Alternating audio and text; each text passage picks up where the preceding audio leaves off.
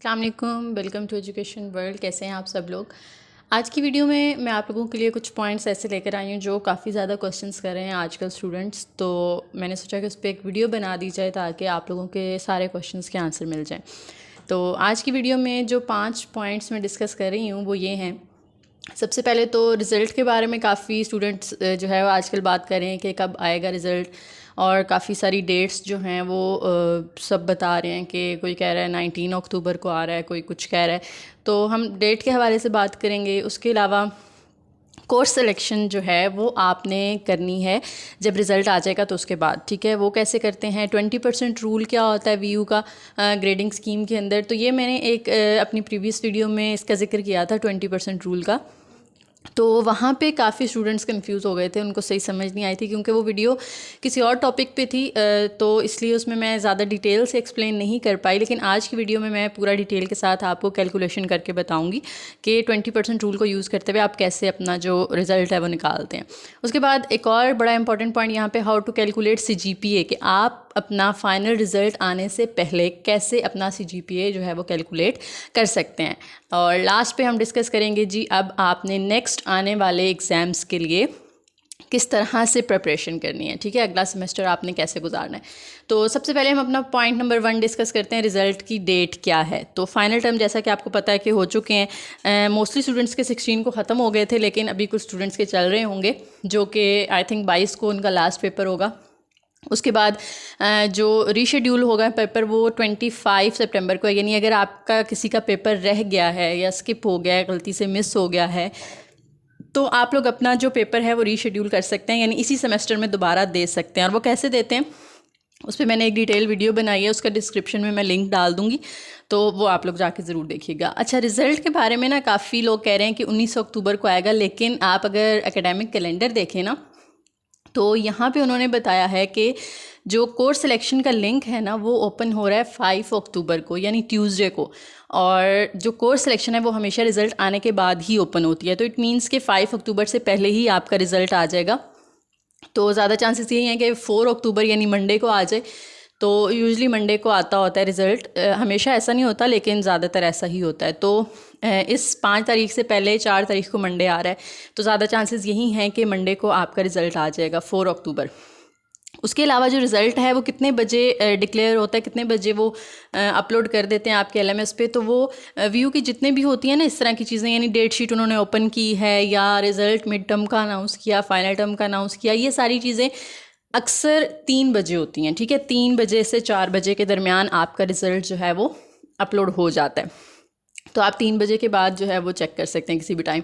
और exact date जो है ना वो नहीं पता होती किसी को। व्यू अपनी जो फाइनल टर्म के रिज़ल्ट की एग्जैक्ट डेट है आज तक कभी उसने अनाउंस नहीं की, किसी भी दिन वो रिज़ल्ट भेज देते हैं। हम सिर्फ जो है एक गेस लगा सकते हैं, तो ज़रूरी नहीं है कि 4 अक्टूबर को ही आए, डेट चेंज भी हो सकती है।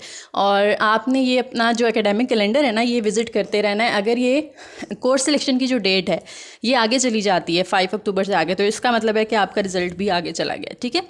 उसके बाद सेकंड पॉइंट पे आते हैं, कोर्स सिलेक्शन कैसे करनी है आपने।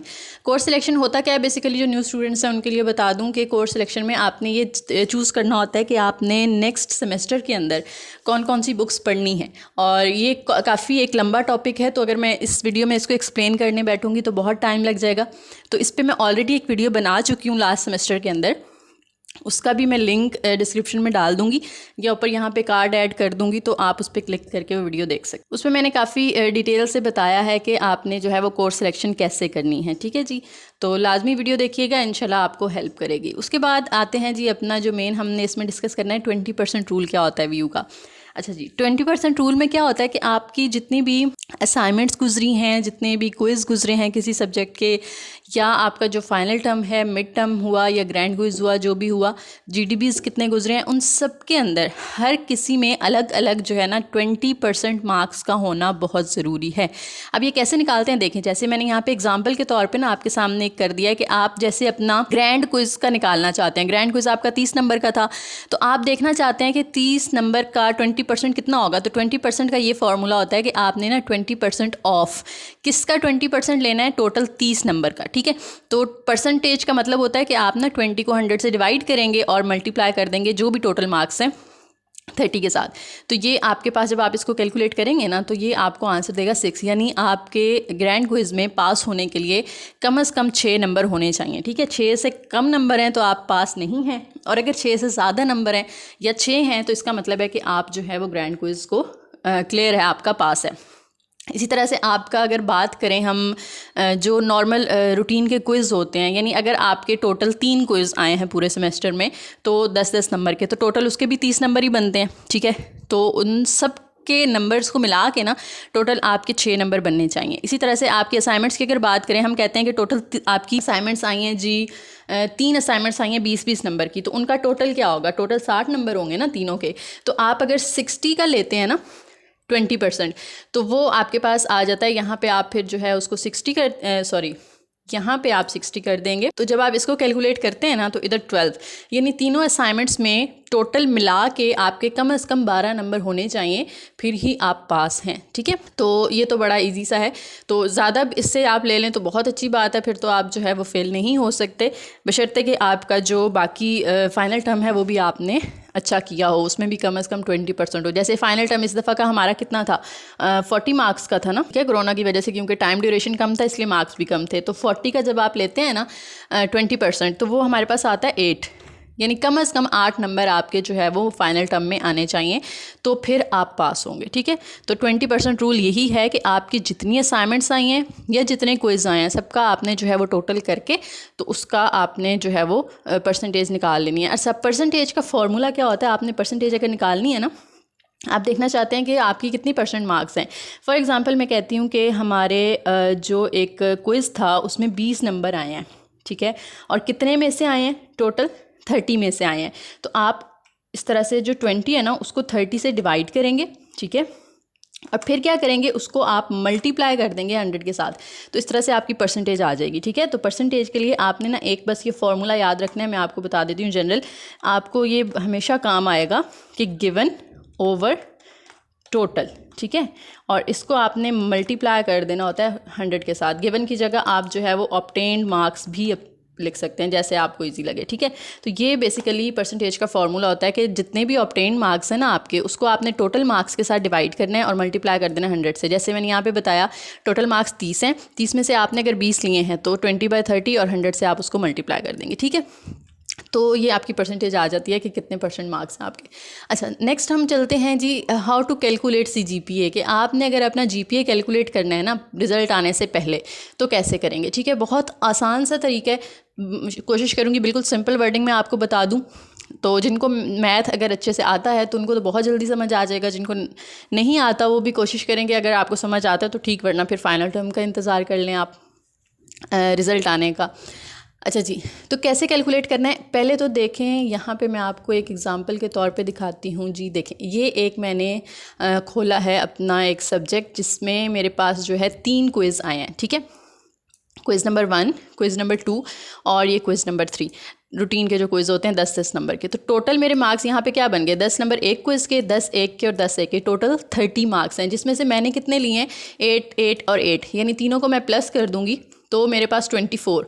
तो मैंने यहाँ पे ना एक छोटा सा टेबल बना के आपको समझाने की कोशिश की है कि क्विज़ में मेरे पास अगर जो है मेरे 24 नंबर हैं 30 में से, और अगर 2 क्विज़ में जैसे आपने अपने हिसाब से लिखने ना कि आपके एक क्विज़ में कितने नंबर हैं, दूसरे में भी अगर 8 आए हैं, तीसरे में 9 आए हैं, तो टोटल इसका कितना हो गया, 25। यानी आपने क्विज़ेज़ में टोटल कितने मार्क्स लिए, 25, कितने में से, 30 में से। इसी तरह से जो हमारा ग्रैंड क्विज़ हुआ है उसमें भी अगर आपने 25 नंबर लिए हैं, कितने में से, 30 में से, तो वो आपने लिख लिए। असाइनमेंट्स में कितने नंबर आए हैं, अगर टोटल 60 नंबर की टोटल असाइनमेंट्स आई हैं आपकी और आपने टोटल 45 मार्क्स अगर ले लिए हैं उनमें, इसी तरह से GDBs में इतने नंबर लिए, फाइनल टर्म में। अब ये जो है हमें कंफर्म नहीं है, क्योंकि ये ऊपर वाली जितनी चीज़ें थी ना ये तो आपके LMS पे अपडेट हो चुकी होंगी सारी चीज़ें, तो ये तो आपको कंफर्म हैं चीज़ें। लेकिन ये जो फाइनल टर्म के मार्क्स हैं ये आपने खुद जो है वो देखना है कि आपका पेपर कैसा हुआ है, आपको कितने मार्क्स आने की उम्मीद है। ठीक है, तो जितनी आपको एक्सपेक्टेशन है अपनी वो आप यहाँ पे लिख लें कि टोटल 40 नंबर का पेपर था, उसमें से आपके अगर 30 नंबर आ जाते हैं, ठीक है, तो ये इन सब को आप टोटल कर दें, 25 + 25 + 45 + 5 + 30, यानी आपके पूरे सेमेस्टर में जितनी आपकी एक्टिविटीज़ हुई हैं उन सब को आप टोटल करेंगे ना, तो जितने आपके मार्क्स बनते हैं वो इस एग्ज़ाम्पल में मेरे पास बनने हैं 130। और जितने टोटल थे यानी कितने में से 130 आए हैं आपके 165 में से।